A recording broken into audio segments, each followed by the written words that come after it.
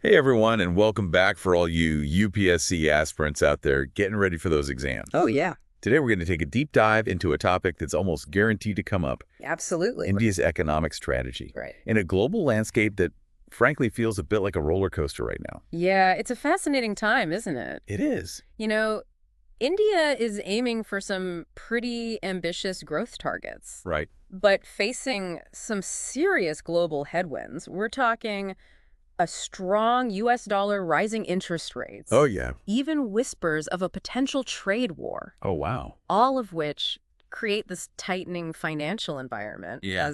as the Indian Express puts it. It really is. It's like trying to sprint a marathon with the wind in your face. Yeah, So where does India's 2025-26 budget fit into all of this? right. We're taking our cues from a recent insightful analysis in the Indian Express, by the way. Okay. They make a good point that this budget isn't just about numbers.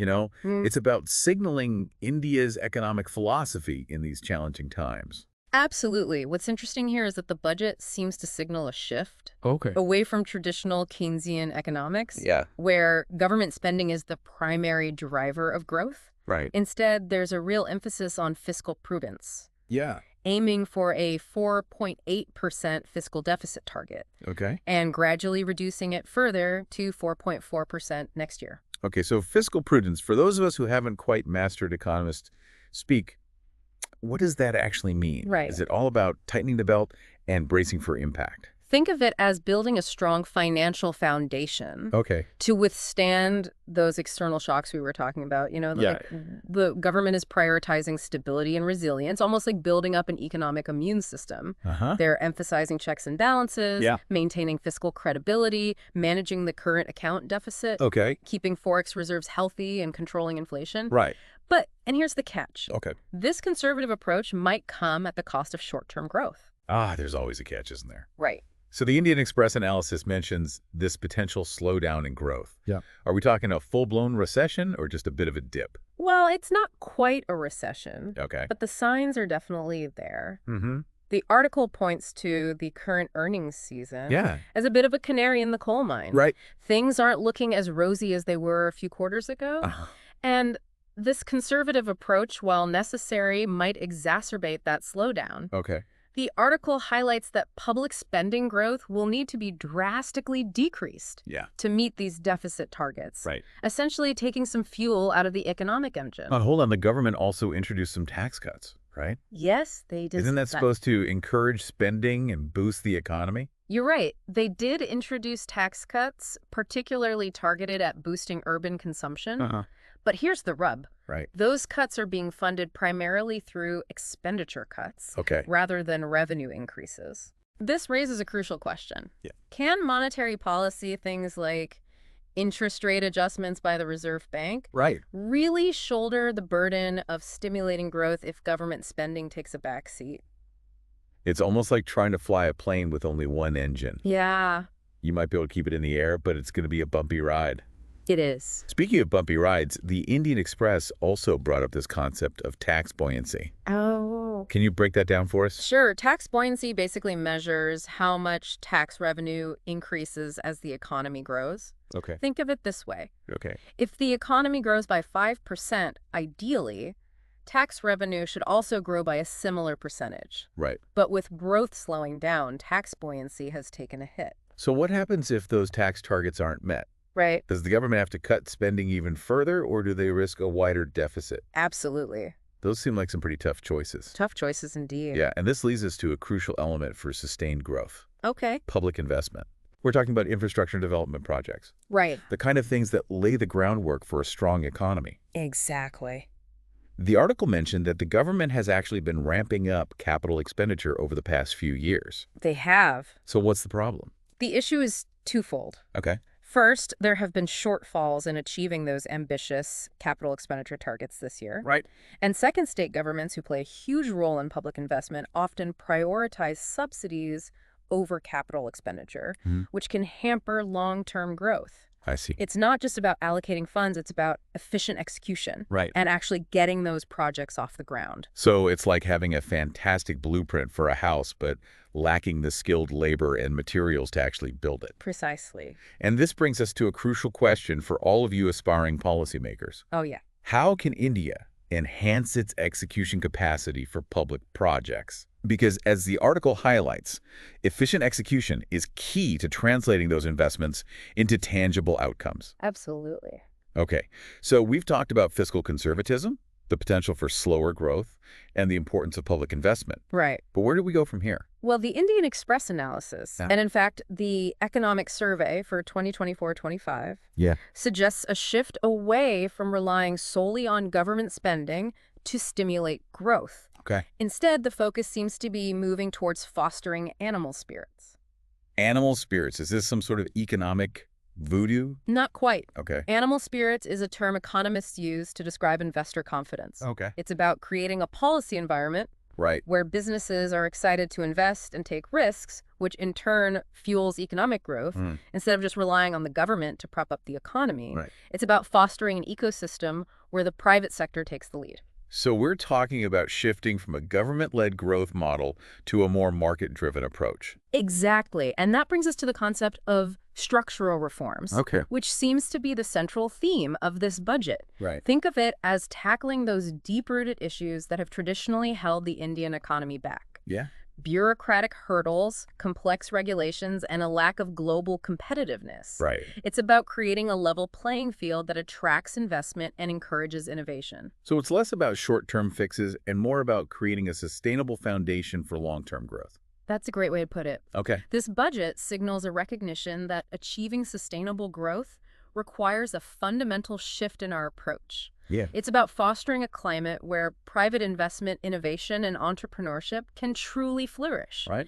And a key part of that, according to the Indian Express, is focusing on those sectors where India has a natural advantage, Okay. what they call labor-intensive industries. All right, so let's unpack that in part 2. We'll be right back after a quick message. Sounds good. Make sure to like, subscribe, and leave a comment if you have any questions. Definitely. Welcome back, everyone. Before the break, we were discussing how the 2025-26 budget signals a shift towards structural reforms and a focus on labor-intensive industries. Right, because simply throwing money at the problem, what economists call fiscal stimulus, isn't a long-term solution, especially when you've got a global economic slowdown looming and need to keep your own financial house in order. Exactly. This shift towards structural reforms is about creating an environment where businesses can thrive, invest, and create jobs rather than relying solely on government spending to prop up the economy. So let's get into the specifics. What kind of reforms are we talking about? The Indian Express analysis, along with the economic survey, highlights a few key areas. First up, deregulation and liberalization. Right.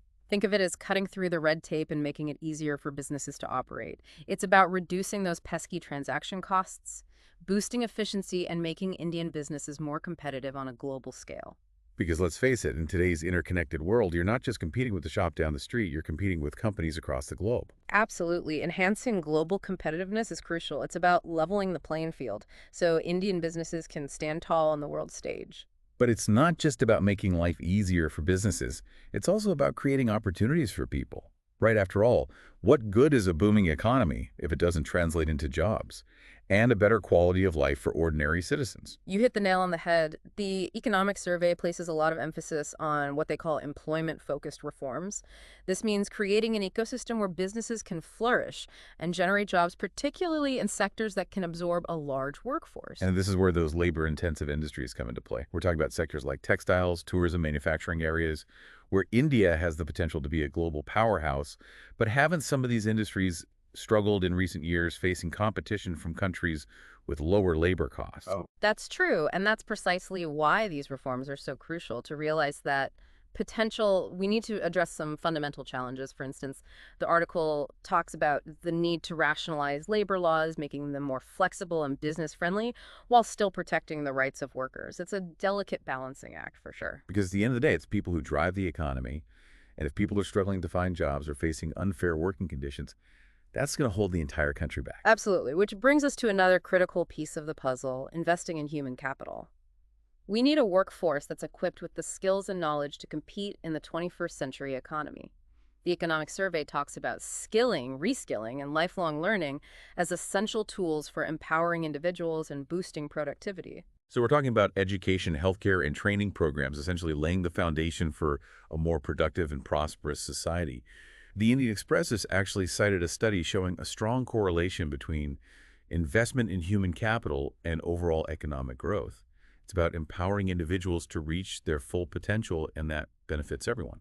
It's a win-win situation. A healthier, better educated workforce leads to higher productivity, increased innovation, and ultimately a stronger economy. It's like planting seeds. You need to nurture them, Yeah. provide the right conditions, and then watch them grow. Uh, But, and maybe this is a bit of a cynical question, but is there a risk that focusing solely on labor-intensive industries could make India miss out on opportunities in higher value sectors like technology or finance? Those sectors might not create as many jobs, but they can generate a lot of wealth. That's a great question, and it highlights the complexities of economic policymaking. It's not an either situation.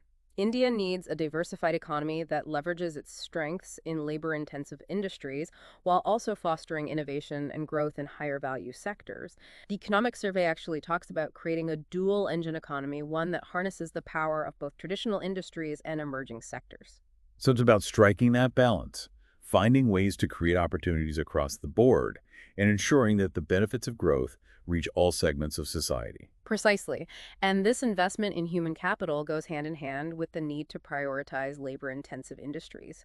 These are the sectors that have the potential to create massive employment opportunities, particularly for those who may not have advanced degrees or specialized skills. So it's about creating pathways for people to enter the workforce, earn a living, and contribute to the economy. Right. It's about making growth inclusive, not just concentrating wealth in the hands of a few. Exactly. And remember, when people have jobs and incomes, they also become consumers, which further fuels the economy, creates a virtuous cycle. More jobs lead to more spending, which leads to more demand, which leads to more investment, and so on.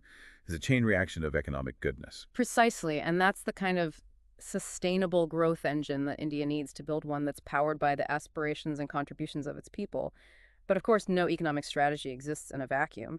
We can't ignore the impact of the global economic landscape, which, as we discussed earlier, is looking a bit stormy right now. Right. We've got those headwinds, rising interest rates in the U.S., a strong dollar, potential trade wars, all factors that could throw a wrench in the works, even with the best laid plans. Yeah. So how does this budget, with its focus on structural reforms, equip India to navigate those choppy waters?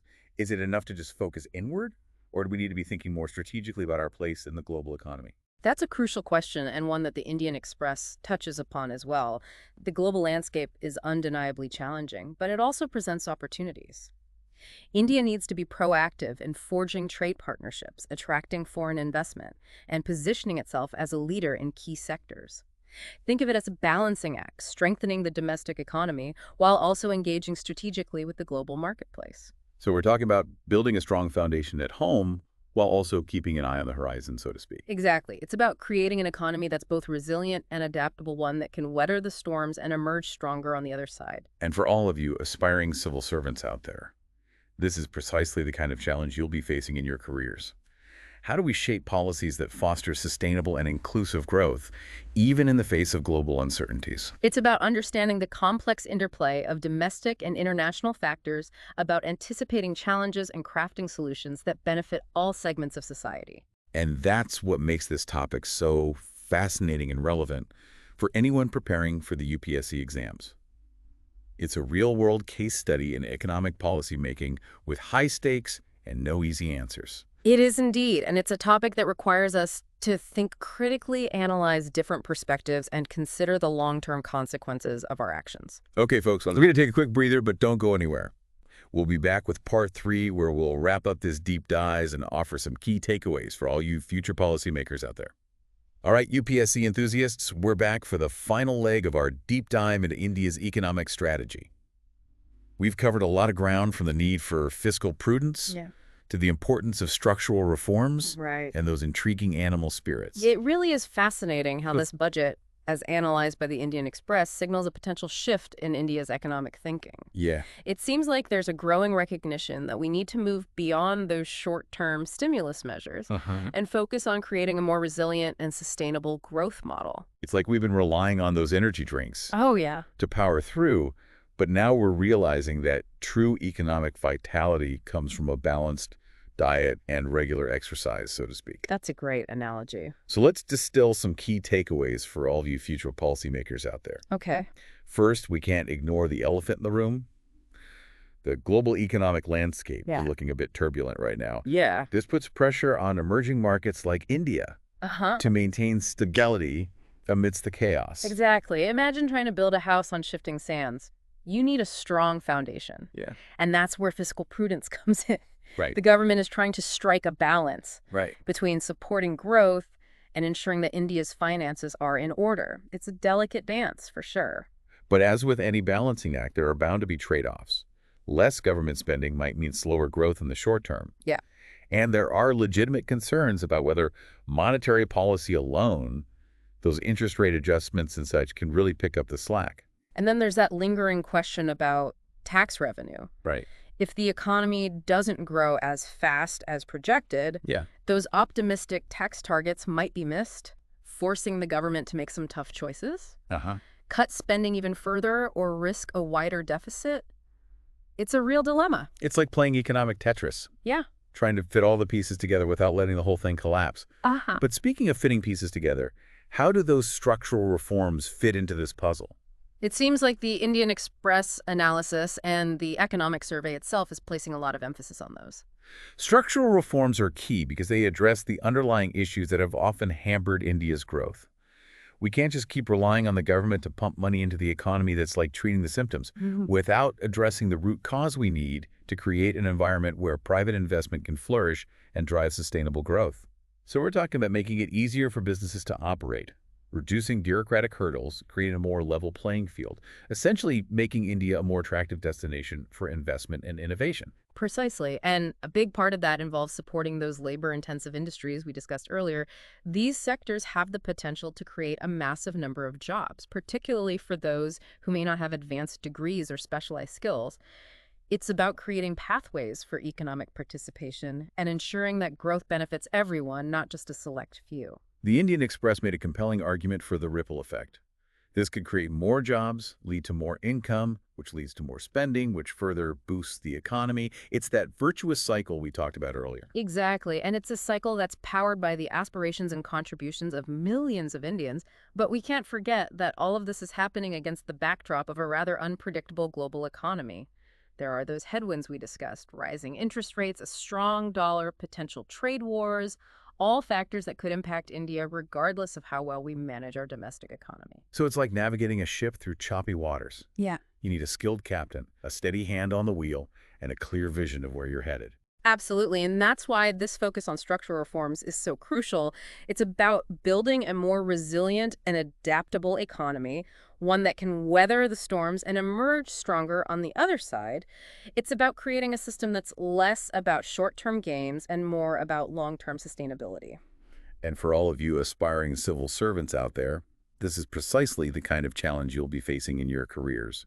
How do we craft policies that foster sustainable and inclusive growth, even amidst global uncertainty? How do we balance the need for fiscal prudence with the urgency of creating jobs and improving people's lives? It's about thinking strategically, anticipating challenges, and understanding the complex interplay of domestic and international factors. It's about recognizing that economic policymaking isn't just about numbers. It's about people, their aspirations, and their well-being. That's what makes this topic so fascinating and so relevant for those of you gearing up for those UPSC exams. It's a real-world case study in the complexities of economic policymaking, and it highlights the crucial role that you as future leaders will play in shaping India's destiny. Absolutely. By delving into these issues, analyzing different perspectives, and engaging in thoughtful debate, you'll be better equipped to navigate the challenges and seize the opportunities that lie ahead. So keep those brains buzzing, keep those insights flowing, and remember, every challenge is also an opportunity, and we at The Deep Dive are here to support you on your journey. Don't forget to like and subscribe for more in-depth analysis, and be sure to leave a comment with your thoughts on this episode. What stood out to you as the biggest challenge or the most promising opportunity? We'd love to hear your perspectives. Until next time, keep learning, keep questioning, and keep striving to make a positive impact.